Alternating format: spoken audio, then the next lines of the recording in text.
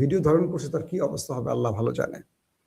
Saudi আরব তার মিত্রদের সাথে এখন গোপনে আলোচনা করছে, কারণ তেলের পর পানির শোধনাগার বা পানির রিফাইনিং এর আক্রমণ হয়েছে। এখন মধ্যপ্রাচ্যকে বড় রকম টেনশনে ফেলে দিয়েছে ইরান। এখন সৌদি আরব পাকিস্তানকে বলছে, তোমার সাথে আমার একটা চুক্তি ছিল, আমার উপর আক্রমণ মানে তোমার উপর, তোমার উপর আক্রমণ মানে আমার উপর। পাকিস্তান তুমি এখন আসো আমাকে রক্ষায়। পাকিস্তান ঝানুমাল, দুষ্ট, বেঈমান, বিশ্বাসঘাতকদের দেশ তো পাকিস্তান, সবাই জানেন। পাকিস্তান বলছে ওকে, আমি আসতে রাজি আছি, তুমি ডাকলে। তুমি ধনী লোক, তুমি ডাকলে তো আসতে হবে, আমি তো তোমার ভৃত্য, আমি তোমার বাসার কাজের লোক, চাকর।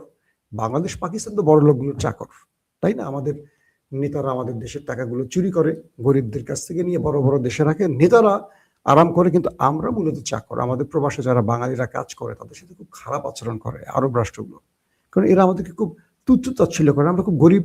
ওরা বলে তোদের নেতারা তো চোর, তোদের ভাগ্যের জন্য তোরা দায়ী। আরবরা বলে দেখ, আমাদের নেতারা যাই হোক আমাদের ভাগ্য উন্নত করে, তেল বেঁচে হোক আর যেভাবে হোক, তোদের নেতারা টাকা চুরি করে সব বাইরে নেয়, তোরা কাজ করে খাবি, গাধার মতো খাবি, বলদের মতো খাবি। তোরা এখন আমাদের এই উট দুম্বা এগুলোর মতো আমাদের কাছে এইরকম। আমরা ভোট দিয়ে বানাই যাদেরকে, তারা চুরি করে। বাস, মধ্যপ্রাচ্যে বা পৃথিবীর কাছে আমরা একটা দরিদ্র ফকিরনি জাতি।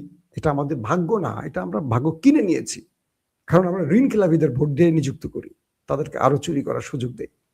আসেন, এখন পাকিস্তান বলছে যে তুমি যদি তোমার যুদ্ধে আমাকে রাখতে চাও, তাহলে আমার জন্য করণীয় হলো আমার জন্য দুটো কাজ করতে হবে।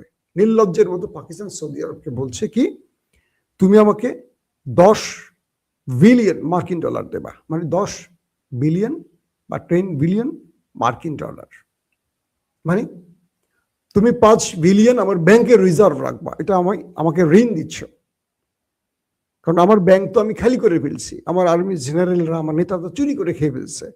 ইমরানকে জেলে রেখে দিয়ে আমার জেনারেলরা অবৈধভাবে ক্ষমতায় বসছে, ফিল্ড মার্শাল হয়েছে। আর পিডিএম নামক পিপলস পার্টি বা নওয়াজ শরীফের দল, আমরা সবাই মিলে লুটপাট করে ভান্ডার মানে তহবিল তো খালি করে ফেলছি। কি করবো এখন? তুমি আমাদের 5 বিলিয়ন ডলার দাও, এটা আমাদের রিজার্ভে রাখবো, খরচ করব না। আর 5 বিলিয়ন ডলারের তেল দাও, অর্থাৎ 10 বিলিয়নের একটা চুক্তিতে এটা পুরোটাই ঋণ দাও। এই ঋণ কবে শোধ করবে পাকিস্তান জানে না। এখন পাকিস্তান কি করতে চাচ্ছে? পাকিস্তানের আরো কিছু জেনারেল এখন কোটিপতি হতে চায়। এই যুদ্ধ মানে কি?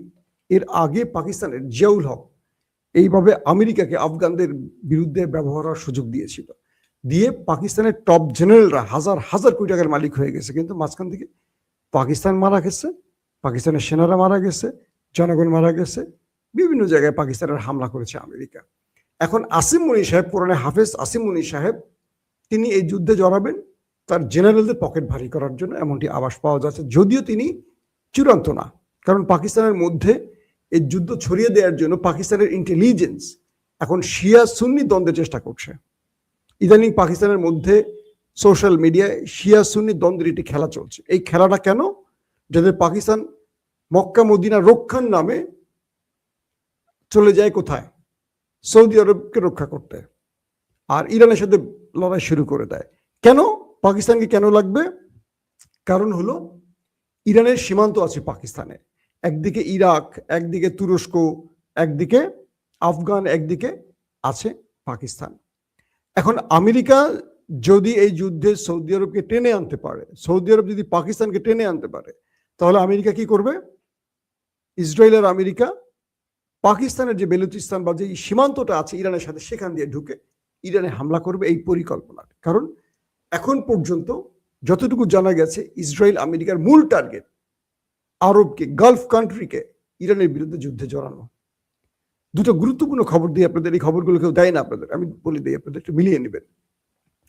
আমেরিকা তার সকল জনগণকে, আমি সকালবেলার ভিডিওতে বলেছি, কালকেও বলেছি, যে তার দেশ ছাড়তে বলছে, এবং তাদের দূতাবাসে যত কর্মকর্তা কর্মচারী আছে সবাইকে সৌদি আরব ছাড়তে বলেছে। প্রশ্নটা হলো, যুদ্ধ কবলিত অঞ্চলেও কখনো তাদের দূতাবাসের কর্মকর্তারা যান না, কারণ সেই সময় দুই দেশের মধ্যে যোগাযোগটা এর মাধ্যমেই হয়। কেন আমেরিকা বলছে? ধারণা করা হচ্ছে মিস্টার ড্রাম এবং মিস্টার নেতাকাকু মিলে সৌদি আরবের মধ্যে বড় কোনো অ্যাডভেঞ্চারে যাবে, হতে পারে মক্কা মদিনার উপর কোনো হামলা বা কোনো একটা ঘটনা ঘটাবে তারা। এটা হলো ফলস ফ্ল্যাগ অপারেশন। এই ফলস ফ্ল্যাগ অপারেশন করে তারা বলবে এটা ইরান করেছে, তারপর পুরো মুসলিম উম্মাকে সৌদি আরব তার পক্ষে আনবে, এনে ইরানের বিরুদ্ধে লাগাবে। এটা হলো মূল পরিকল্পনা। সৌদি আরব তো মুসলমানের আবেগের জায়গা। ইরান বলছে যে আমরা মক্কা মদিনা রক্ষার জন্য জীবন দিতে প্রস্তুত, আমরা কি ধ্বংস করব? যখন 57টা মুসলিম দেশ মুখে আঙুল দিয়ে বসেছিল, একমাত্র ফিলিস্তিনের জন্য লড়াইটা শেষ পর্যন্ত আমরা করছি এবং আমরাই ক্ষতিগ্রস্ত হয়েছি, একটি মুসলিম দেশ তো আগায় আসে নাই। কিন্তু এখন ইরানের বিরুদ্ধে ষড়যন্ত্র হচ্ছে। এখন সৌদিকে ঢাল হিসেবে ব্যবহার করতে চাচ্ছে ইসরায়েল এবং আমেরিকা, যে জন্য সৌদি আরব এখন পাকিস্তানকে স্ট্যান্ড বাই রাখছে। এরপর আরো অনেক দেশকে জড়াবে সৌদি আরব, যেহেতু ওয়াইসির মালিক, মুসলিমদের মোড়ল। কিন্তু বিষয়টা কি দাঁড়ালো? বিষয়টা হলো পৃথিবীর প্রত্যেকটা মুসলিম দেশের প্রধানমন্ত্রী, ক্ষমতাধর দলটি আমেরিকা এবং ইসরায়েলের পক্ষে বাধ্য হয়ে কথা বলেন, কিন্তু প্রত্যেকটা দেশের 98% জনগণ ইরান বা ফিলিস্তিনের পক্ষে।